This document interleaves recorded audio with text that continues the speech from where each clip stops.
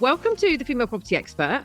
This is where we explore the world of property investment and entrepreneurship. So I'm thrilled to have Carey McKeown here with us today. She is the founder of Rent My House, a seasoned provider in service accommodation and a number of other property investment strategies. She has years of experience under her belt, brings with her a wealth of knowledge and expertise, which we're hoping to tap into a little bit today. So, Carey, Hi. hello, welcome. I'm hoping that you can provide us kind of an overview of what serviced accommodation is and kind of how it differs from traditional hotels or rental properties that most people would have. Yes, no problem. So it's generally your average house, 1 bed, 2 bed, up to 4 or 5 bed house that would normally you'd think would be a standard buy-to-let property, would be on an AST tenancy with a tenant.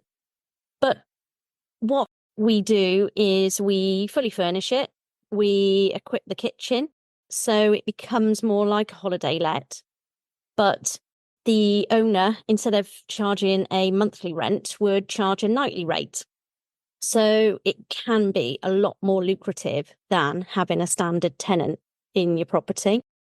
It's really popular with contractors. That was one of the biggest things we noticed when we first started out 7 years ago, that your contractors would turn up on a Monday. They'd generally book Monday to Friday, and they'd have a slow cooker under their arm rather than a crate of beers. And they'd want properties that were close to gyms so that they could have a bit more of a normal life outside of work while they are working away. So it also helps companies in respect of the contractors. It does tend to be cheaper than your average hotel room, even maybe a Travelodge or Premier Inn, because most people want their own room. So you times, the Premier Inn room by 4 or 5 or 6 people.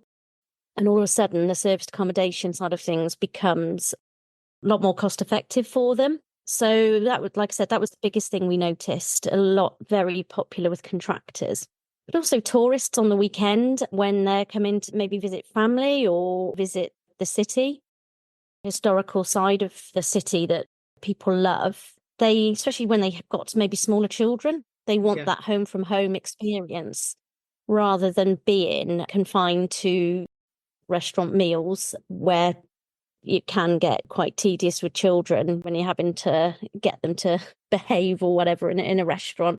And you could just, use the kitchen and feed the children as and when you want. So it is a lot more popular than we ever thought. But at the end of the day, it's just a standard house. And that's quite interesting. I personally have also used very similar methods when I'm staying with the children, going into serviced accommodation type property, but not really realizing it was like that Airbnb type housing in the early days. And I found it a lot easier with children, I have to say. And we've also had tradespeople working up and down the country. So I found it easier placing tradespeople in serviced accommodation units. Because like you said, you have the cost of food added to if you've got contractors, especially the cost of their food when they want to eat out, cost of petrol driving backwards and forwards to site. You've got all these different things when you can find something on the doorstep, sit down, they can chill out as a group or they can go in their own separate room. So I can see why it's been so successful. And I was reading some figures. It said they reckon by the 2034 that it will be a $90 billion industry. And I was like, wow, obviously that's a global figure, but that is huge. Do you do any investment outside of the UK for serviced accommodation, or is it all in the UK? Yes, it's all in the UK. We've been asked many times over the years about expanding into other areas, and we would only really do that if we knew we could have a reliable team. So we predominantly are in Herefordshire where we live, mainly so we can manage it easier. But we've also got a couple of properties in Devon where we've built up a relationship with a really good housekeeper, or 2 housekeeping teams, maintenance guys. So really every single area you go to, it's almost like starting the business again because you haven't got those connections and those relationships with people.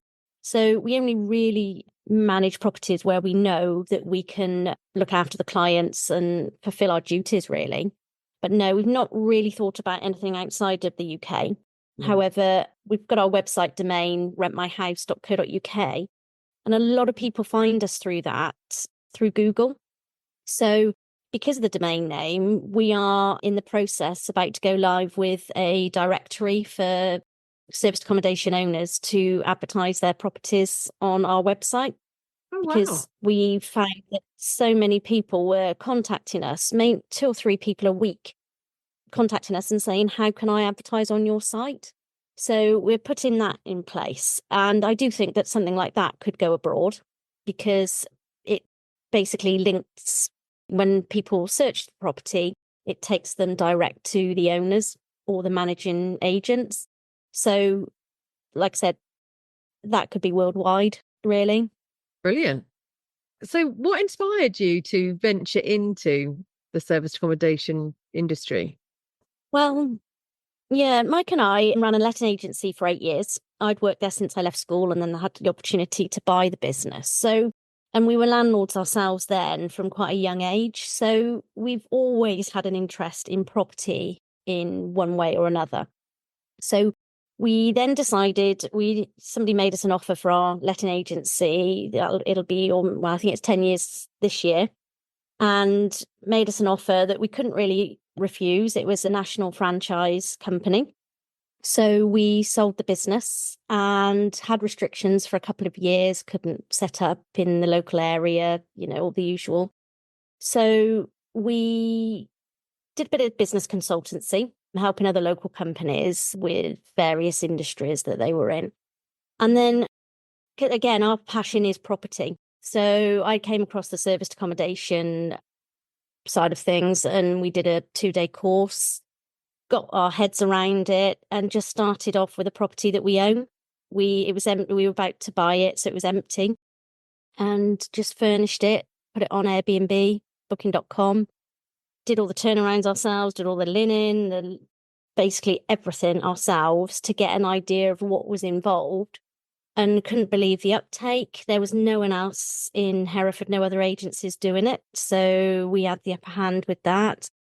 And also it gave us the opportunity to work together again, because we do work well together. I know some people ask us how we can work together like husband and wife and live together, but we've each got our own strengths and weaknesses. So it does work well. From there, really, we had a lot of our old clients contacting us, our old landlords, saying, I hear what you're doing now. Can you manage my property for us? So we just then, once we identified how to manage a property step by step, we then offered it out to other people. Wow. So I suppose it helps as well having a diverse income from different areas within the property industry for when these things like COVID hits, or, the interest rates go up, and you have that flexibility of changing into different sort of strategies, because that makes it quite useful. We converted the majority of our own buy-to-let portfolio over to serviced accommodation, but we've also got a couple still on ASTs as well. Yeah. Sometimes not every property will work as serviced accommodation. So as you can imagine, it's all about the figures and, the different areas. And even though Herefordshire isn't very big, we kind of know what will work now and what won't. So there are properties in our portfolio that we have kept as tenancies. Yeah. I suppose over the years of doing this, you've become familiar with common challenges and pitfalls that people walk into, or that you see other people walking into, or that maybe you've experienced yourself, to be fair. So can you kind of name a few and suggest sort of how you overcome them? Maybe just the common ones you see quite a lot. Yeah. The one that gets me the most, and it is quite controversial, so I'm sure there's people, and it was all area dependent, but when we started out, we approached, or the landlords that had approached us about managing their properties, we said, well, would you be prepared to do it on a rent to rent basis? So rent to SA. So we'd rent the property, pay all the rent, pay all the bills, have the upfront cost of furnishing it all. Our fallback or our plan B was always to let the property fully furnished. So we kind of always, like I said, I think it's always important to have a plan B in whatever you do. And it was very good, but it was just before COVID. At one point we had 5 rent to SAs, and luckily we handed the last one back just before the first lockdown. And why I think it's controversial is because so many people out there are trying to sell rent to SA deals for thousands of pounds. They're trying to promote their courses for rent to SA. And I personally, I love figures. I love the account side of things. And I just personally see them as a big liability. And as you can imagine, if we'd have had 5 of them when COVID hit, we'd have had no guests coming in, and we'd have had 5 lots of rents, 5 lots of council tax, the energy bills, broadband, TV licenses, it's the whole shebang. And in my opinion, I feel that is a huge liability. So I do think that is one of the pitfalls. I think looking at the UK as a whole, I think there are a lot of people out there now doing serviced accommodation, and there's a lot of saturated areas. So I think it's really important, again, to say to everybody, do your research, check out who your competition is. I do think with the new tax side of things come in with the latest budget, I do think that a lot will fall by the wayside now. A lot of SA operators, and they'll probably go back to standard ASTs or sell their houses. Yeah. Which a lot of people have been moaning about, but I kind of see the good side of that and think that hopefully if supply does go down, then the demand will go up, which will then hopefully increase occupancy rates and nightly rates. We've been through COVID, and it was touch and go whether we would carry on, as an agency and as landlords ourselves. And I just think that this is just another obstacle to overcome. But I do think that it could be quite a positive one. I think it's healthy to have some form of regulated process around serviced accommodation, definitely. And I'm in agreement with you that a lot of the people that jumped on the bandwagon very early on have kind of pushed their financial situation to the limit. So when these changes come in, they're in a position where they don't have a small amount of money that they can buffer themselves with, or they don't have a semi-prepared budget for worst case scenario, because it's not taught out there, is it? In reality, people are like, yeah, you can go out and find yourself a property, just go to the landlord, ask them about rent, you can sign up, don't worry, you'll get out the contract. And it's sold as a dream. And I think often the reality to that is when somebody's in it and something goes wrong, maybe they picked a poor area, maybe they haven't got the right footfall for what they're looking to achieve, maybe they've been sold, oh, it'll definitely get 22 days or nights full, and the reality is you only get 12, and it doesn't cover cost. I think all of those aren't always shared when you're with a training provider. They only tell you the sides. These deals, like, they sell for thousands and thousands of pounds, and it's so wrong, in my opinion. It's really bad. Unfortunately, some of the industry in general is like that, unfortunately. And hopefully most people listening to this will know and choose wisely if they're looking to go into any type of property venture, but choose your trainers wisely and don't pay for stuff that isn't required. So you spoke about, some of the setting up costs earlier, or at least getting furnishing the properties. But how do people go about the guest management? Because I think that's probably one of the questions I get asked quite a lot when setting up serviced accommodation. They're like, well, if I advertise on all these different sites, how do I systemize the process to getting my guests in, having them there in the property, and then manage that, and then having them back out again, ready for the next person to come in? How is there software out there that systemizes this for you? Yes, there is. It can be a full-time job. Serviced accommodation isn't easy. It's very time consuming, and you almost have this swan effect every single day where everyone's running round from 10 o'clock till 3 o'clock when the guests leave to the new guests come in, you're checking in that day. This swan effect of everyone just going mad, and then the guest checking in at 3 o'clock and not knowing, anything about what's happened leading up to that. So it is a big task. We've got a full-time member of staff overseeing the guest communications, because with 30 properties, as you can imagine, it's very busy. It is a lot of people to keep happy. So, but I love my systems and procedures. So we have, in my opinion, got it down to a fine art now, but you'd like to think we would have after 7 years as well. We've learned from our mistakes over the years. So we've got a very good channel manager, which is essential, especially if you go over 2 or 3 properties. So that links up to booking.com, Airbnb, to avoid any double bookings, because that can be a major issue if you're trying to do it manually.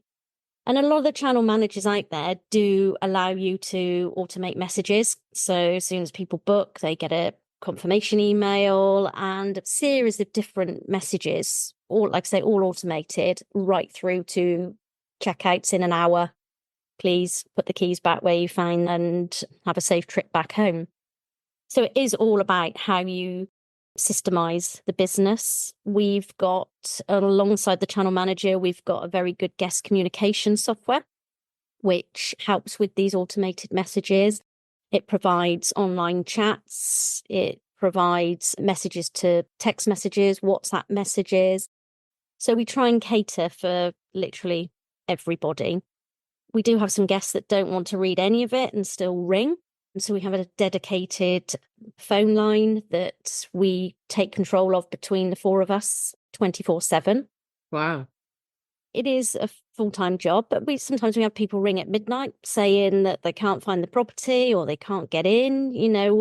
We've got videos that we send out on how to get in, how to approach the property, how to work the oven, the showers, all these sort of things. But we are reliant on the guests actually, watching the videos and reading the information that we send. If they don't, then they ring. But alongside that, then we've got software for the housekeeping teams so that they know exactly week on week what cleans we want them to carry out. We have start times of the clean, end times of the clean, checklists, photographs of the finished clean. So it is a lot to take on board, but once it's up and running, it's very, very good. And I imagine having to systemize everything makes it easier, but also you're still having people in the business. So people are going to come across difficulties such as, cleaners being sick or people not being available, or, as well as ringing at 12 o'clock at night for use. Like you said, it's a full-time job, or at least it's a lot of work for somebody to set up. I think there's a belief out there that serviced accommodation is reasonably easy, whether it's rent to service accommodation or you've brought it and you're using the property as a service accommodation. I think there's a belief out there that actually it's one of the easier cash flowing strategies. And it's not. In fact, I could think of a much easier one. And it isn't serviced accommodation. It is a very nice industry, though. I think, having been in the lettings industry with landlords and tenants, I think the serviced accommodation is lovely. I think generally you get 99% of people are lovely. They want your help. They're coming here for a holiday. Yeah. It is a nice environment. It's not your tenants arguing with your landlords and, the problems that you have there. So I do really love it. I do love the industry. For anyone who's listening who has potential buy-to-lets that they might want to convert into serviced accommodation, or a property in mind, can you share any tips or strategies for maximizing their occupancy rate to improve on rental income? Yeah, initially I would check out the competition in the area, make sure that it's not a saturated area and that you are going to get the income that you want. Unlike standard tenancies, your income fluctuates. It's very seasonal, or can be very seasonal, depending on what part of the country you're in. So it literally is all about the figures, making sure that you don't need to have a very high nightly rate that you aren't going to achieve. And then that's obviously going to affect your occupancy rates. So if you think that you've got a property in an area that has got, a healthy amount of competition, but not too much, then I personally would just say furnish it and give it a go, just like we did 7 years ago. Worst case or plan B, you could then let the property out again as a furnished let. I think the biggest thing, and we've come across it over the years with quite a few clients that we manage properties for, is that it's important to see the figures over 12 months, because you might have, a really, really good March and a really, really rubbish September. Yeah. For figures. You can't always work out. The other thing is as well, is you don't want to lower the rates too much and then attract people on weekends that are going to just go there and have a party. Mm-hmm. So it's important to get that nightly rate correct to increase your occupancy, but not be too cheap as well to attract parties and things. I think that's where often, people that are coming into the industry, whether they've got property or not, it's the understanding how that process works and understanding how it is a process, and you have to follow it to be able to get the outcomes that you want. If you choose the wrong area, inevitably it's not going to work. Or if you spend too much on your furniture, then it takes a long time to recoup the costs that you've spent. We had someone the other day say to me, should I rent it furniture wise or should I buy it? And you're like, well, it depends on what your figures are and whether you're going to keep this over a longer period of time. It was their own property, this particular one. Whether you're planning on keeping this over a longer period of time or whether you've got an exit strategy in the next 5 years, it depends on what you're looking to do. And she was like, oh yeah, okay, good point. So I think you have to look at what your goal is as well when starting a business like this. Yeah, in the beginning, when we took on the 5 rent-to-rents, we found ourselves with 5 properties we had to furnish. So initially, we invested our own money into furnishings, but then the last 3, we did hire the furniture, because after 3 years, it was ours anyway. And we've recycled that into other properties that we own. So we've always got it, but it does depend on your cash flow, really. Have you got £5,000, for example, to set up an apartment or a property ready for serviced accommodation?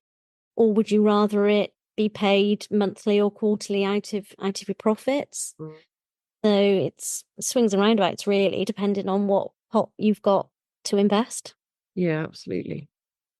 So finally, what advice would you offer to someone who is potentially interested in coming into the serviced accommodation sector, or that they're maybe considering diversifying their portfolio into the serviced accommodation sector?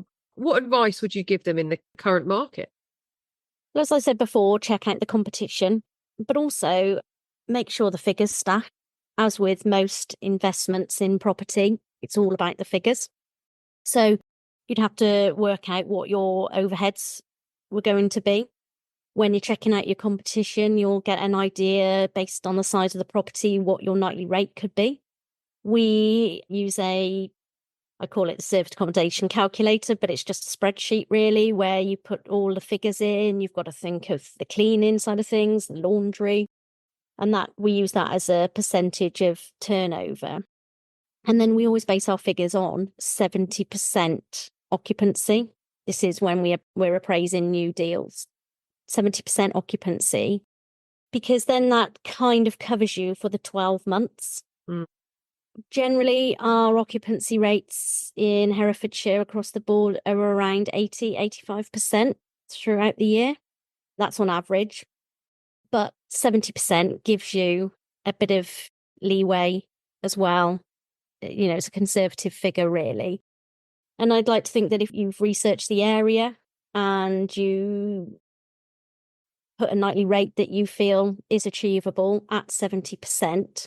That will give you your annual turnover and your annual profit. And then from there, you can decide, like I said before, not every property is suitable for serviced accommodation. And we've got, like I said, a property ourselves that's still on an AST because the mortgage over the last year has just gone up and up and up. And it wouldn't pay us to do serviced accommodation. No. So I think my biggest advice is it's all about the figures. Lovely.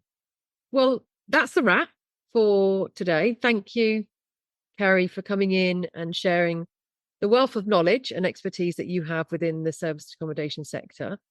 Now, what I'd say to anyone listening is whether you're looking for a new challenge or you're seeking guidance to take your serviced accommodation business to a next level, Carey and her team at Matrix Consultancy are here to support you in every step of the way. So if you want to get hold of Carey or her team, you can do by details below or somewhere around this recording. And thank you so much for joining us, Carey. I appreciate it, sharing your knowledge. Thank you for asking me.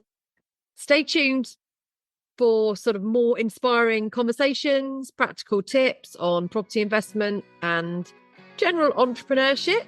Until next time, I'm Emma Morby, and I will see you on the next episode.